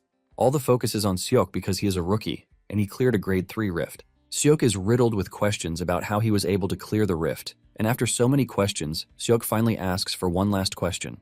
The reporter asks him what his resolution is, and he assures them that he is going to do his best. Later on, Seok is invited by the association president, Moon, on a tour. He takes him to where Gonzal's prison used to be. There is a big hole in the ground where Gonzal used to be, and Moon lets him know that what he is staring at is the fate of many countries. Apparently, most countries lost their administrative capabilities after the corrosion rift appeared. However, South Korea became a powerhouse that successfully defended the nation and even made technological advancements. He reveals that the helicopter they are riding in is part of the technological prowess of the country because it runs on mana and blocks out external noise. Seok asks Moon if this is how countries that couldn't handle the rift ended up, and Moon says yes, revealing that many capitals disappeared after the corrosion rifts appeared. Moon suggests that they take a closer look, and as they move closer to the crater, he mentions that there were 8 most dangerous corrosion rifts in the world, and the Gonzal prison is one of them. It turns out that the Gonzal prison was formed 13 years ago, spreading into the city without any signs or warnings. Even though some survived, they still got swept away because the entire area had already turned into a corrosion zone. In a matter of days, the entire city vanished without a trace. As they leave the scene, Moon lets Seok know that the power in the world hasn't changed that much, but central powers have weakened. Deep down, Seok is glad that he is learning all of this information, but at the same time, he doesn't understand why he has to come to the scene to know them. Moon then reveals that Hyun from Taebaek came to see him some days ago, and it appears that he is mad that Seok is not joining his guild. In fact, he asked for Seok's whereabouts, but Moon assures Seok that he didn't give him since it is obviously personal information. Moon tells Seok that the Taebaek guild has an ideology that revolves around survival of the fittest, and if Seok doesn't do what they want, they might want to subdue him with force. Seok cannot believe that they are going to go to that extent, but at the same time, he is worried that he can't take on Hyun at the moment. Moon then mentions the fact that Seok looks like someone who doesn't want to be affiliated with any guild, so he can do his things the way he likes, and Seok confirms this. Moon lets Seok know that he has to raise his standards if he wants to stop Taebaek from coming after him. He mentions that there is a way to do this, and one of them is to take on missions from the association president. The moment Seok hears this, he is not surprised because he already knows that there is a motive behind it all. Seok immediately asks the man what he wants because he is pretty sure he is not going to give him missions for free. Moon tells Seok that all he wants is for him to remember that he gave him help. He then passes an envelope to him, telling him to check out the contents. Seok believes that he has struck gold because it is a deal from the president, which isn't so bad for building a reputation. Seok asks the man what he is supposed to do, and the man reveals that he is expected to escort a cargo ship from Busan to Nanning City. He mentions that transportation isn't easy thanks to the corrosion rifts appearing everywhere. Seok then checks out the lists of what he is supposed to be escorting and realizes that they are all luxurious items, including a car. Seok is surprised by this and expresses his shock at what people still consider a necessity, and Moon lets him know that everything on the list are necessities for some people. Moon expects Seok to understand this, but Seok says he doesn't because he doesn't understand the need for these things in a country where the government is already shattered. Moon says many countries might be collapsing because of the rifts, but it doesn't mean international politics have become obsolete. Seok immediately realizes that the mission is meant to maintain international relationships. Since this is the case, Seok takes off his seatbelt and tells the man that he has no interest in the mission. Moon is shocked to hear this, and he lets Seok know that the Korean government takes the mission seriously. Even with this, Seok tells Moon that he is not interested. Seok tells the old man that it would be foolish of him to involve himself in international politics. The old man is pissed that Seok is rejecting the offer, and he tries to remind him that he is just a new hunter who debuted not long ago, but Seok doesn't really care as he throws the mission papers out of the helicopter. Seok also opens the door, thanking the old man for the ride, but lets him know that he is going to swim back to Seoul himself. Without hesitation, Seok dives out of the chopper and lands in the water below, leaving the man totally shocked. Later on, Seok emerges at the Incheon airport and he casually climbs out of the water. He finds a port worker and the two casually exchange greetings like it was nothing. Since he might get threatened in the future, Seok decides that the first thing he has to do is to strengthen himself. He plans to do this by taking on the trickiest missions so he can become a big shot who would not be swayed by anyone again. Seok looks through his phone and soon finds a mission that looks like what he wants. This is a mission to rescue kidnapped victims on Tsushima Island, and the estimated rank is grade 2.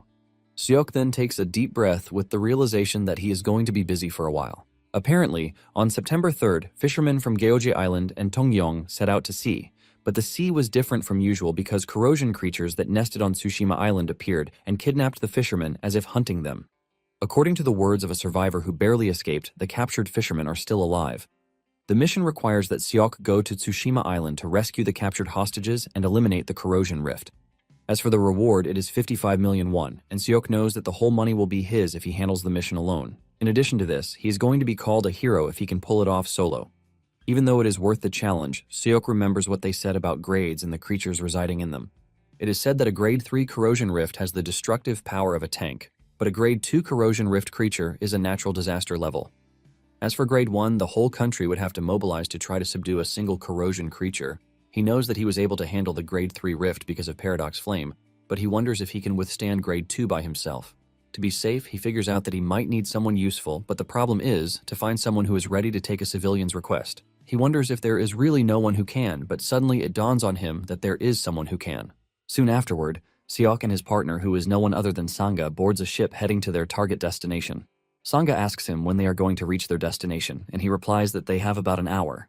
He urges her to replenish her stamina before they get there because the battle is going to be tougher than the last time. While Seok is busy saying all of these, Sangha is more curious about the metal pad on his shoulder. She asks him about it because with the look of it, it appears that it is a limited edition, leaving her to wonder how he got it. Seok is tired of hearing the girl talk, and he is forced to tell her that the junk dealer he contracted with was the one who gave him as a gift. Sangha is surprised by this because the place she contracted with didn't even give her anything useful. Seok teases her, telling her that the level of expectation is different because he is a rising prospect who handled a grade 3 corrosion rift by himself, unlike her, who is just a shitty rookie with nothing but the title of Academy Valedictorian. Seok notices the cold expression on her face and knows that she is wronged by his statement, but he uses this to tell her to get stronger and become famous to avoid further insult. Some days earlier, Seok had reached out to Sangha to tell her that he needed a teammate. Sangha was initially hesitant because they almost died in a grade 3 rift, and Seok is suggesting that they take on a grade 2 rift. Seok is able to convince her by asking her if she is interested in getting stronger. He assured her that he could make her stronger than she currently is. It turns out that Sangha even has a personal reason as to why she wants to get stronger, and she would even jump into hell itself if it means getting stronger. Moments later, the alarm on the ship goes off, warning them that there is an unidentified object ahead.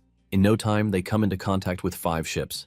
Seok is still trying to figure out their next course of action when he sees Sangha levitating, leaving him shocked. Sangha is surprised that Seok can't do this, and she turns red in excitement because she has finally found something Seok can't do. She laughs out loud, making fun of Seok for not being able to do this. To easily move, Sangha is forced to carry Seok on her back, and once they are closer to the ships, Seok tells Sangha to handle the closest ship.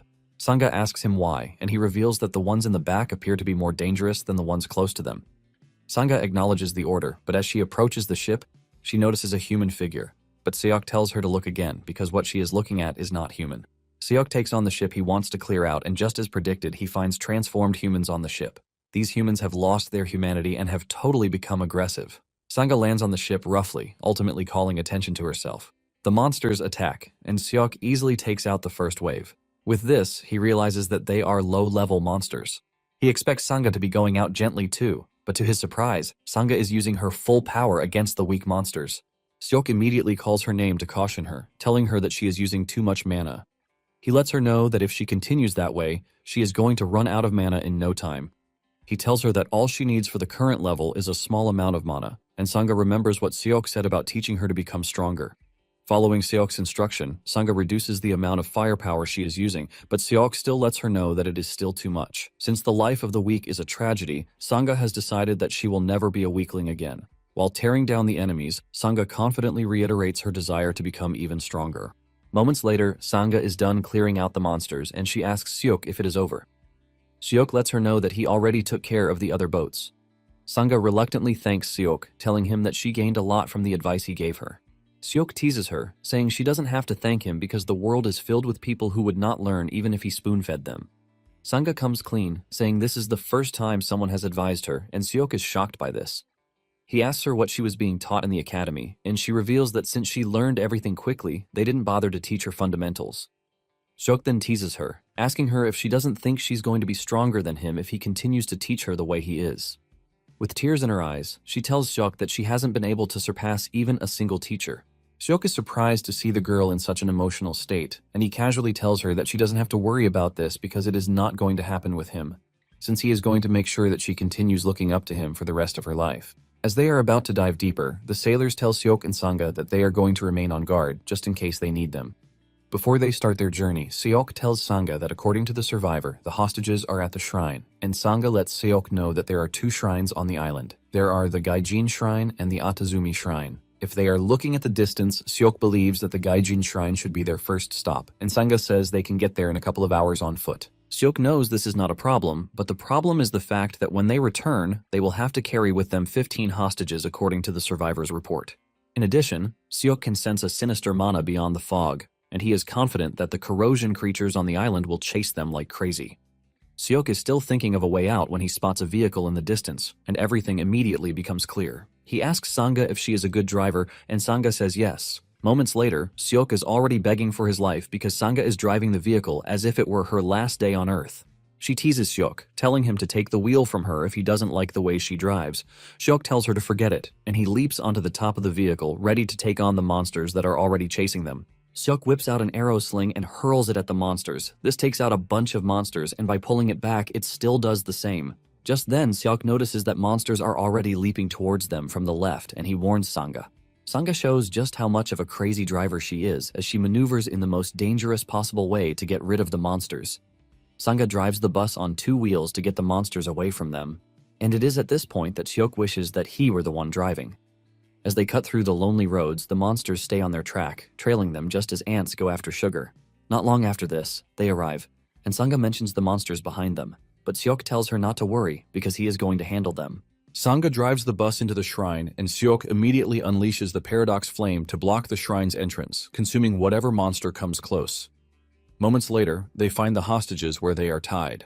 Sanga walks up to them to introduce herself, but instead of celebrating that they have been saved, the hostages start to act in the most weird way. Tears run down their faces as they urge Sanga to run away, and Sanga wonders why she is being warned. Unknown to her, a giant samurai monster has appeared behind her, ready to cut her down. Fortunately for her, Seok is able to block the samurai's attack, and Seok tells Sanga to get the survivors into the car while he handles the samurai. A fierce battle immediately ensues between the samurai and Seok.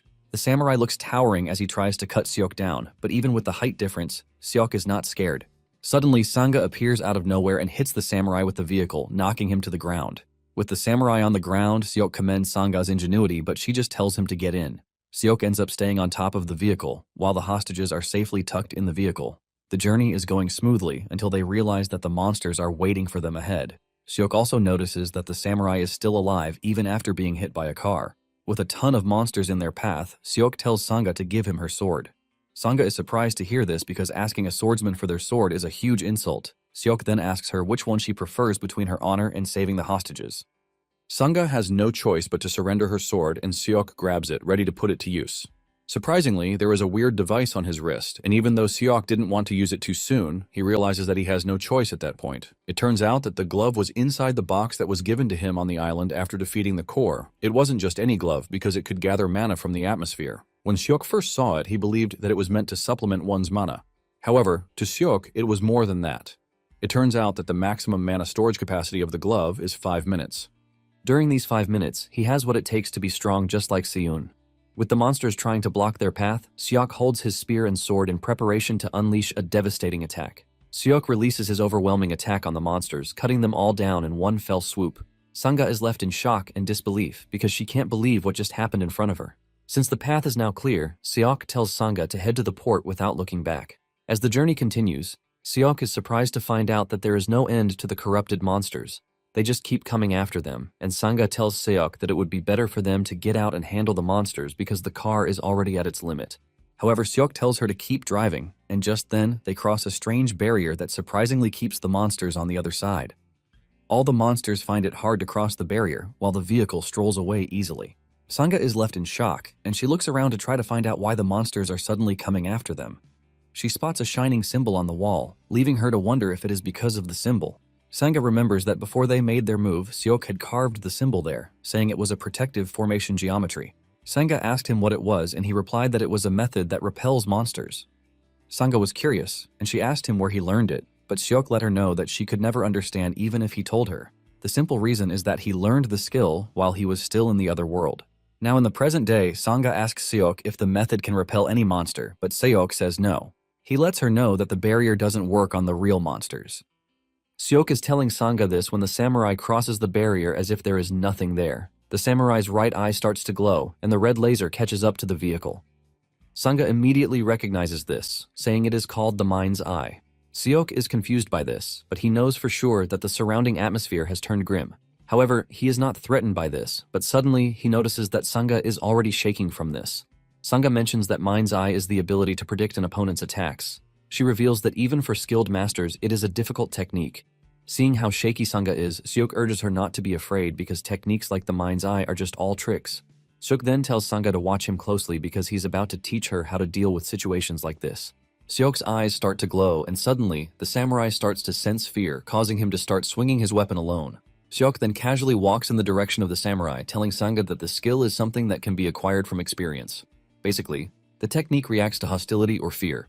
Since the samurai can't sense this, he just stands there, trying to look tough. Seok lets Sanga know that several skills like Mind's Eye, Heart Sword, and even the state of selflessness are brothers. Seok walks up to the samurai with no hostility in him and he easily cuts him down in one move. The samurai is shattered from Seok's strike, and Seok casually tells Sanga that all the techniques that he mentioned are nothing special. He mentions that the illusion named Enlightenment is terrifying because one gets excited by a special name and decides not to push further again. Seok lets Sanga know that what matters on the battlefield doesn't need a special name. Seok reveals that he is able to confidently say this now because he had to sacrifice a lot to escape the trap. Seok tells Sanga that the samurai is actually strong because he got hit by a car and survived, but it is a pity that his ultimate technique, which he's relying on, is nothing but the Mind's Eye. After hearing all of these, Sanga is thrown into a state of self-reflection, asking herself what she managed to achieve in the subjugation. Sanga immediately realizes that she can't learn the way she wants with half-hearted determination. Since she has a precious goal to pursue, she humbly asks Seok to teach her for real this time around. Seok is surprised by her request because he is already teaching her, but Sanga tells him that what she wants is direct guidance, not advice. Sanga says she has already seen how weak she is and the need for her to get stronger really fast. Seok asks her the reason for this, and she reveals that she wants to end Club Shaddai with her own hands. It turns out that Club Shaddai is among the 8 worst corrosion rifts in the world, and it was famous for swallowing the Himalayas in a single breath. Seok knows that her goal is bigger than usual, and he asks her if she is doing it for revenge. Sanga confirms this, saying she is doing it to get vengeance for her family. She then brings out a card, telling Seok that she is not asking him to teach her for free. Seok checks out the card and realizes that it belongs to the KY Group with a market cap of 257 trillion. Sanga mentions that it is the corporation that her family owns, and Seok is shocked to find out that Sanga is the daughter of a prominent family. She mentions that the owner of the company is her grandfather, but she gave up on the succession competition. Seok figures out that Sanga might find herself in the succession battle again if she does well as a hunter. Seok then asks her what she wants exactly, and Sanga asks him to make her the best, promising to give him elixirs in return. She lets him know that she is going to get him things that are hard to get, like elixirs not released through general distribution channels. Since Seok is also looking to get stronger, Sanga tells him that it will become possible for him with the type of elixirs she is going to provide for him. Seok realizes that Sanga won't even believe him if he tells her that he has already reached the realm that he wanted to before. The main reason he was striving to get strong was to return to Earth the way it was before. Seok then shakes Sanga's hands to tell her that she has a deal. He gives her a list of the things he wants and suggests that they take the hostages to the hospital first. After dropping the hostages at the hospital, Sanga asks the doctor how long it is going to take for them to recover, and since there are 7 patients with nutritional deficiencies, the doctor tells the two that it would take at least a week before conversation is possible.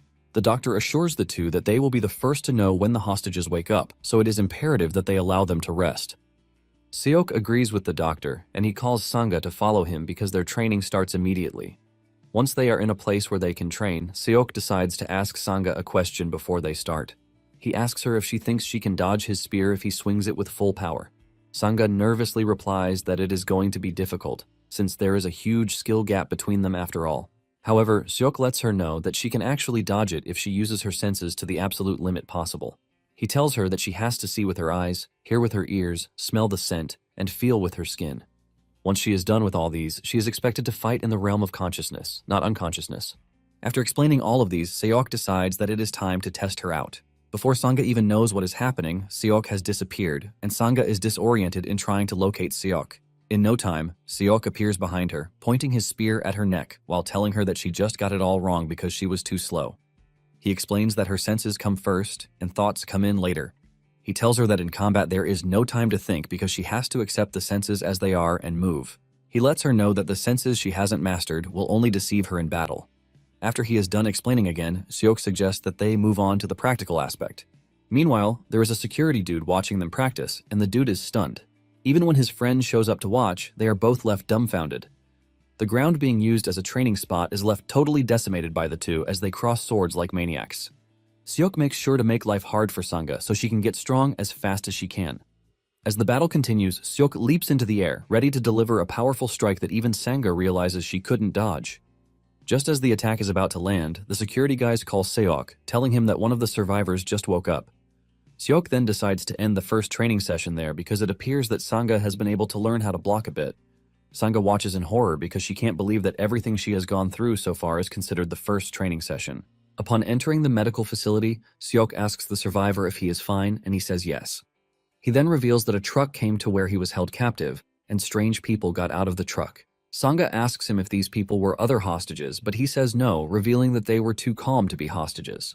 In addition to this, he notices that the monsters were not aggressive toward them, and it even looked like the monsters were helping them out. He reveals that a few hostages were picked up and moved to the truck.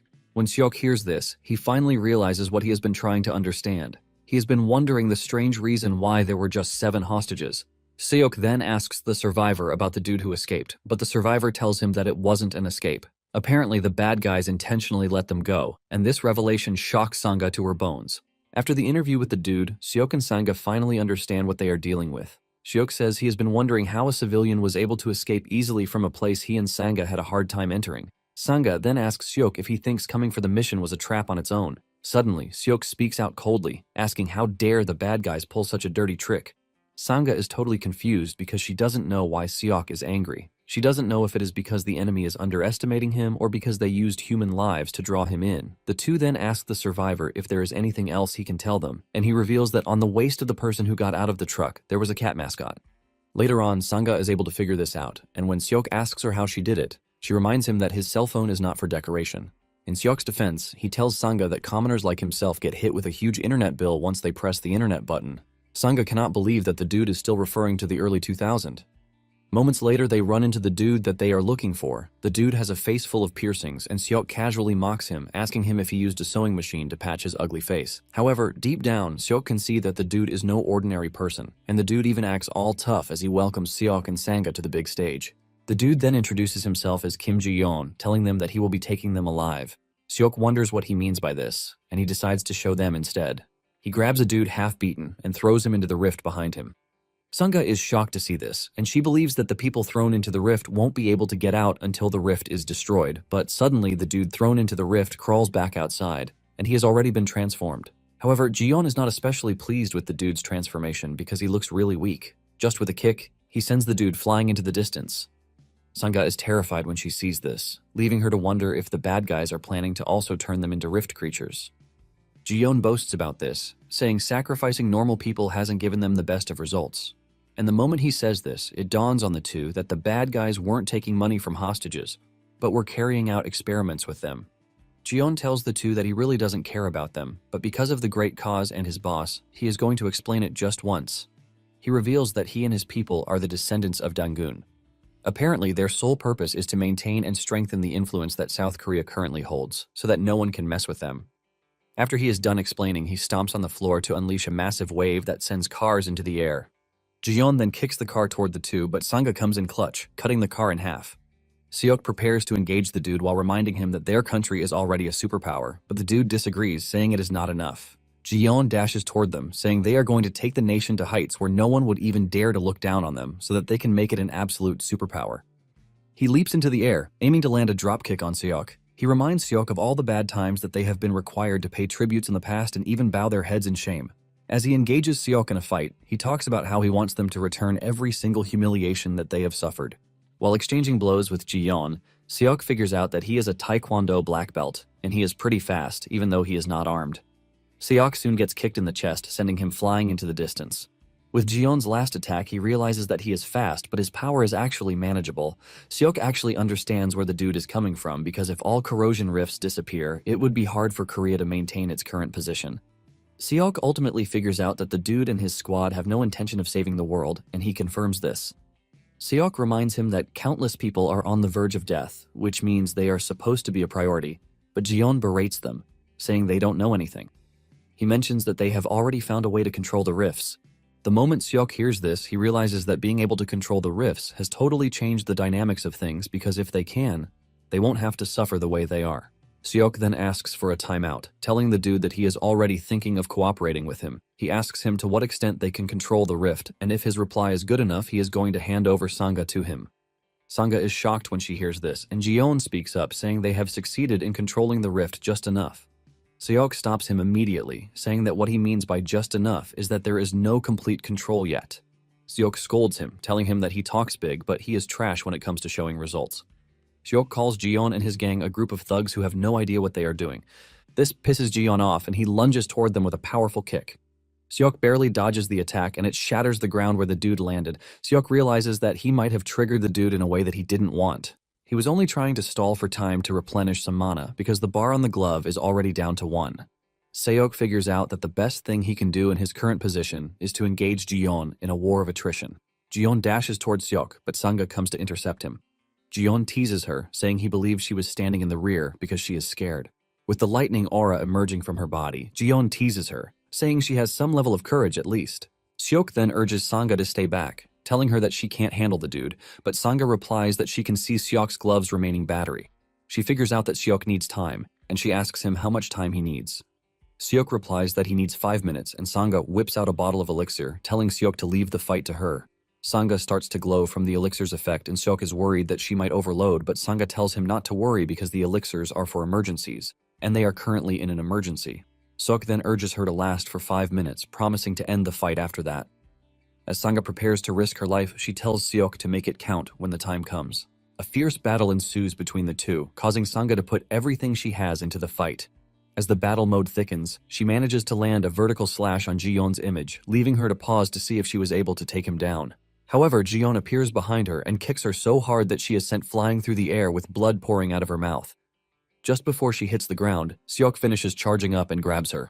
With a calm and cold voice, Seok asks Jiyeon if he is finally ready to die. Jiyeon is shocked because he can sense the mana increase in the dude, and he wonders how he did it, since there is no way he could gather that much mana in such a short time frame.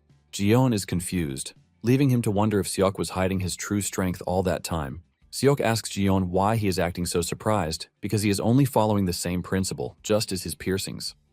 The dude is shocked when he realizes that Seok figured him out, and Seok tells him that only an idiot wouldn't know. Seok tells Jiyeon that he is leaking mana all over the place because he is spamming power that he can't handle. However, thanks to his carelessness, he was able to recover his paradox flame. Jiyeon thinks Seok is talking trash because there is no method to absorb wasted mana. However, before he knows it, Seok has appeared behind him, telling him that he doesn't have to know because he is just about to die. Seok unleashes his 16-hit combo on the dude, slashing him in so many ways while unleashing paradox flame on him. Jiyeon is shocked when he realizes that he can't breathe and can't even move his muscles. Seok commends the dude for trying to stand even though he has burned away all of his muscle strength. Realizing that he is about to die, the dude begs for his captain to save him. Suddenly, a projectile comes flying at Seok from above, and Seok manages to sense this before it is too late. He pulls out his spear, blocking the attack. The attack seems to have come from Jiyeon's captain, who is standing on the rooftop. He has a mask on, and there is a hood covering his head. He commends Seok for being able to block the attack because he was looking to crush his wrist before. Seok is curious about who the dude is, and deep down, he can already sense that the dude is Jiyeon's captain. Even though Seok doesn't want to admit it, he realizes that the dude is at least twice as strong as Seon. After taking a closer look, he quickly corrects him, realizing that the dude is 4 times stronger than Seon. The captain then taunts Seok, asking him if he doesn't fear death. Seok calmly replies that he doesn't fear death because he knows the dude would have killed him if he wanted to. Since the captain is holding back and killing him, he asks him if what he is interested in is the black flame he uses. By displaying the black flames, the ones burning Jiyeon get even stronger, causing him severe pain. He begs to be saved, and the captain orders Seok to extinguish the flames, telling him he won't repeat himself. Seok realizes that Jiyeon's mana was already depleted, but the captain has been keeping him alive with his own mana. In addition, he knows that if the arrow the captain shot had aimed for his head instead of his wrist, he would have died. But the captain intentionally didn't do this. Seok has no choice but to release Jiyeon from the shackles of his flames. Before Jiyeon can even fall, the captain reaches in the blink of an eye to grab him. This further scares Seok because he can see just how fast the dude is. The captain berates Seok, telling him that he just ruined Jiyeon's life because he will have to live the rest of his life in a wheelchair. The captain then draws his bow, telling Seok that it is true he would like to take him alive, but he doesn't need to be in perfect condition. Seok then tells the captain to go ahead with what he wants to because there is no way he is becoming his puppet. Seeing how stubborn Seok is, the captain decides to withdraw because he still wants to know more about the black flames that Seok is using. Before vanishing, the captain tells Seok that one day he will also be under his control. After he is gone, Seok realizes that he has gotten himself entangled with someone with a really nasty temper. Sanga then walks up to Seok, saying it appears that the bad guys are after his unique skill. Seok confirms this, but lets her know that he has no idea why they are after his skill. Sanga then asks Seok why the bad guy didn't just take her as a hostage, and Seok replies that they might know about her background. However, Sanga doesn't think terrorists would think about something like this. Seok then tells her to think about it carefully because the terrorists might even be receiving support from the Korean government. Seok urges Sanga not to tell anyone about it, but Sanga reminds him that she doesn't know how to lie that well. Seok suggests that they leave everything till later and deal with the rift in front of them first. However, Seok tells Sanga to stay back because he is going in alone. He urges her to rest and recover till he gets back, and he dives into the rift. Seok lands in the Grade 2 rift and finds an undead castle right in the center of it all. He walks toward the castle, and he can sense some really dangerous energy emanating from the castle. Without being told, Seok figures out that the core of the corrosion is behind the door. Seok admits to himself that he must be careful or else he is going to die if he lets down his guard. He pushes the door open, and standing in the distance is a large pot, leaving Seok to wonder if the pot is the core. Seok is surprised because it is different from what he expected. But suddenly, a hand grabs his leg from behind. The dude looks really terrible and in pain as he begs Seok to save him because his legs are gone. Suddenly, a tentacle emerges from the pot and throws the helpless dude into the pot. Moments later, the dude emerges from the pot and he is already transformed into an undead. Seok immediately figures out that the pot has been the thing creating the undead. This pisses Seok off so much that he almost throws up. Suddenly, he hears a chilling voice appear in the room, regarding Seok as another sacrifice, but admits that Seok is a bit different from the others. The image behind the voice soon shows up, and it turns out to the core, which is a swordsman. The dude then whips out his sword, and he urges Seok to do the same because he is going to temper his blade with his blood. Seok panics at the appearance of the man because the pressure from his body is overwhelming. This just shows how strong the captain is because he was able to subdue the powerful swordsman whom he is staring at in fear. Seok panics that there must be someone else stronger than the captain. Seok is lost in thought when the swordsman charges toward him and almost cuts his head off, but he barely dodges. This tells Seok that the dude he is dealing with is pretty strong. However, Seok decides to go all out from the beginning before the enemy can figure out his weakness. Seok charges at the core with a powerful strike, which he aims to end the fight with, but to his shock, the enemy blocks his maximum output with just his blade. As if that is not scary enough, Seok is worried that he didn't even see the dude block the attack. Before Seok can react to what is happening around him, the enemy has struck him, slicing his body with his sword. Seok is shocked and scared when he realizes that the enemy is faster than he even thought. The swordsman, however, commends Seok for making him miss his vital points. Since Seok is acting all tough, the swordsman decides to test him with something more dangerous. He delivers powerful and fast cuts to Seok's body, causing him to fall to his knees. Seeing just how much worse the situation is, Seok realizes that he has no choice but to bring out the Paradox Flame. However, he has an issue with this because the enemy is not a living being, so Paradox has no meaning as an attack. Seok is left wondering what he is supposed to do, but he manages to get back on his feet with Paradox Flame. The swordsman is surprised that Seok still has the strength to stand up, leaving him to wonder what he must do to make him fall. Before Seok knows it, he gets cut multiple times again. This time around, it gets worse because every muscle in his body is torn apart, and Seok almost loses consciousness. Fortunately for him, the muscles above his shoulders can still move, and he figures out that using Paradox Flame to boost his recovery and rapidly heal his torn muscles. By quickly doing this, Seok is able to get behind the enemy, and he believes that he finally has a chance. Seok makes his move, but to his utmost shock, the enemy vanishes right in front of him and appears behind him. The enemy makes fun of Seok, telling him that he is too slow and strikes Seok down. However, he refuses to kill Seok, and Seok uses the opportunity to dash backwards. The enemy teases Seok, saying he missed, but Seok screams at him not to mess with him because he could have definitely killed him if he wanted to. Seok asks the enemy if he is toying with him out of pity. The enemy admits that he could have killed Seok, but he is now a changed person. He mentions that at the moment he cannot even recall his name, and most of his memories from life have been lost. He reveals that the gaps in his technique caused by memory loss were really deadly. He reveals that after he was defeated, shackles were placed on him. Seok realizes that the dude is in the opposite state of his situation because the body remains, but the experience and memories are almost gone. Seok figures out that the shackles on the dude's neck are what the captain and Jiyeon are talking about. The enemy starts talking of how much he has lost from his name, down to why he even became a swordsman. He says all that remains is resentment that is steeped in sorrow.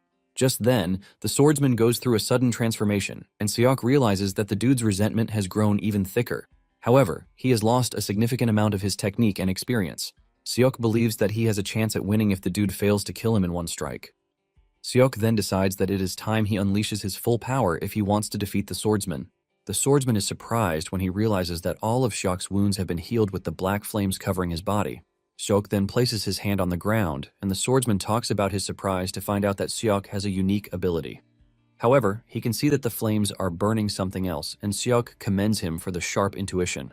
Seok explains that the black flames burn concepts. Even though the black flame might appear to possess infinite destructive power, it isn't actually the case at that moment.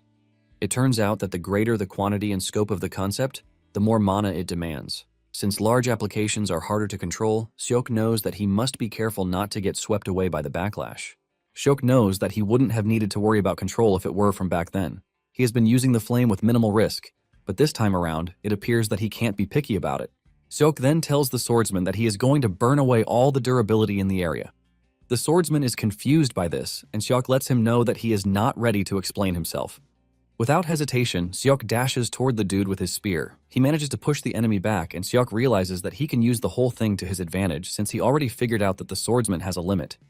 Seeing how serious the situation has become, the swordsman suggests that they take the fight outside. A fierce battle ensues between the two, and they go at each other like crazy. They destroy buildings, shatter poles, to try to get each other. Seok soon gets overwhelmed, and his spear even gets cut in half. The enemy then unleashes a powerful slash that should have ended Seok, but doesn't hit. Seok manages to break through a boulder while dashing toward the enemy at a blinding speed. He screams like a maniac before hitting the swordsman with his weapon. This unleashes recurrent attacks that send the swordsman flying backwards. Seeing just how powerful Seok's attack is, the swordsman is forced to ask him who he is. The dude is still trying to regenerate from Seok's last attack when he appears from above, delivering perfect laser cuts to his body to shatter his body. The swordsman screams in pain as he loses the majority of his life force, but Seok is not done as he comes at the dude again. The two end up cutting each other, but Seok's cut goes in deeper, slashing the dude diagonally. The two don't want to give up as they scream out in pain, and this takes Seok back to when he was in the other world. Someone had asked him what he would do if he met an enemy equal to him. Seok answered that one of them would not be coming out alive. Now in the rift, Seok's powerful attack is able to land a devastating hit on the swordsman, even though it took everything he had. Nonetheless, Seok is able to smile in the end because he is the strongest. As the swordsman disappears, the rift gives Seok a reward, just like when he defeated the Grade 2 core. Seok is glad that the reward always pops up, just like it does in the other world. He checks out the box and he finds a spearhead, leaving him confused about how he is supposed to use it.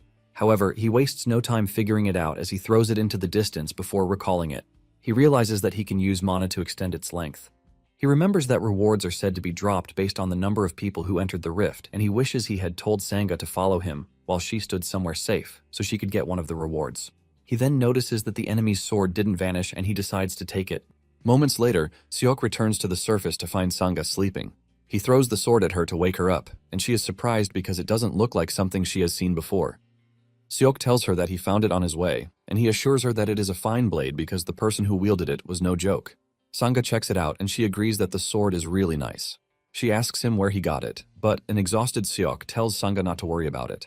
All he wants to know is if she had enough rest while he was gone. Before he can say anything else, Seok also passes out. Sangha is surprised, but this just tells her that Seok is also human. Because of how dangerous a Grade 2 rift is, everyone went wild when they heard that he had cleared it alone.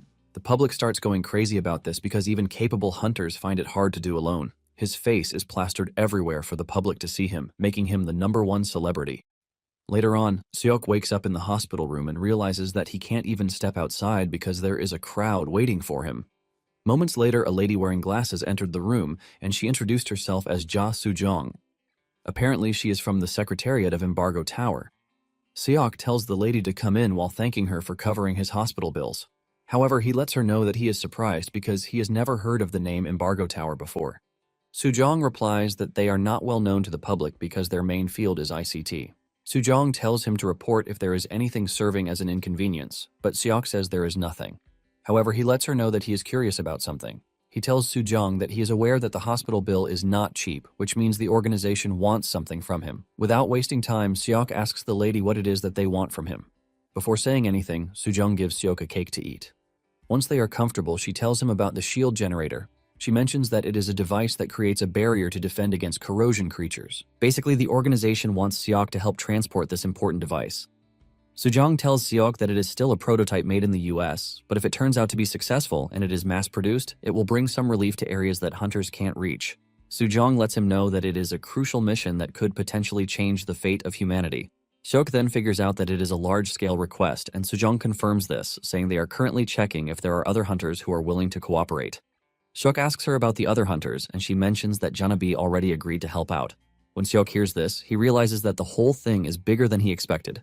Soo-jong mentions that they will be transporting the shield generator by train. After they leave Vladivostok and it arrives in the Netherlands, they are going to use a chopper to transport it to the UK for a test run. Seok asks her why they are stressing themselves to go to the UK, and she reveals that one of the great rifts, Ristorante, is located in Naples, Italy. Apparently, the influence of this rift reaches everywhere from Europe to North Africa. She mentions that the only safe place left is the UK because it is slightly protected by the sea. She reveals that Europe is currently in a state of anarchy, and governments are failing to function properly. It turns out that hunter companies have seized control of various regions like warlords. Because of this, it appears that they will also be transporting relief supplies at the request of international organizations. This immediately tells Seok that there will be a number of people targeting the train. Sujong then asks Seok if he has traveled outside the country before, but he says no. He lets her know that the mission will be his first time out of the country, and Sujong tells him that it is likely they will encounter dangerous situations out there. Seok is confused that she is using a plural term, and she reveals that she will be tagging along on the mission too.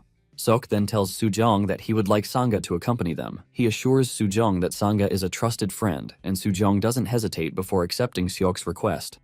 Seok is happy with the whole deal because it would make his influence even bigger. Later on, Seok heads to the roof where a helicopter is waiting for him, and he is surprised that the association president is the one who got it done. The man lets him know that soloing the Grade 2 rift changes his perspective on things, and he assures him that the association would do its best to guarantee his activities to the fullest. Deep down, Seok is glad that he proved his strength with his skills because this has made things easier. At the same time, he wonders if the chairman knows about Jiyeon and his people. He is curious to know if the president would want the reality that befallen Earth to continue or end. The moment Seok steps into the helicopter, he is surprised to find Seon waiting for him. Seon commends him, saying stories about him have spread all through, and it would be easier to even find someone who doesn't know him than to find someone who does. Seok then asks her where they are heading, and she reveals that they are going to an army base. Seok asks her why they are going there, and she reveals that the South Korean military is also planning to participate in the request. Seok understands that every country would be willing to participate because if it turns out to be a success, the reliance on hunters for national defense would decrease. However, Seok doesn't think South Korea would like it. Seok then asks Seon if she knows the organization called the Descendants of Dangun, and Seon confirms this, saying that they are a terrorist group. Seok mentions that he ran into them while he was handling the mission on Suhima Island. Seon tells him that the descendants of Dangun, composed entirely of Koreans, have been showing up all over the place, and when hunters are in the middle of clearing a rift, the group suddenly pops up and interferes. Seok adds his insight on this, and just like always, Seon gives him a candy, leaving the dude to wonder why Seon is doing this. Just then, Seon asks Seok if he has left Korea before, and Seok is surprised that she is asking him the same question that Sujong did. Seok casually replies that it is his first time, and Seon tells him that the mission will make him realize a bunch of things.